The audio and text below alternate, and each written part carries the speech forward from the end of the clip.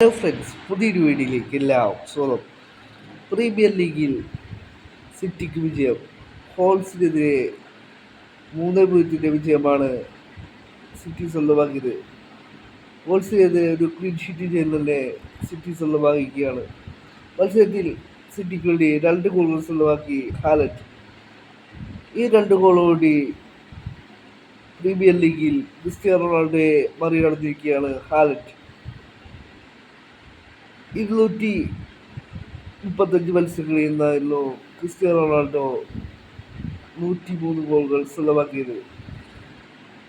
ഹാലൻഡിന്റെ ഇന്നത്തെ 2 ഗോളോടുകൂടി ഹാലൻഡ് 164 മത്സരങ്ങളിൽ നിന്നും 104 ഗോളുകൾ പൂർത്തിയാക്കിയിരിക്കുകയാണ്.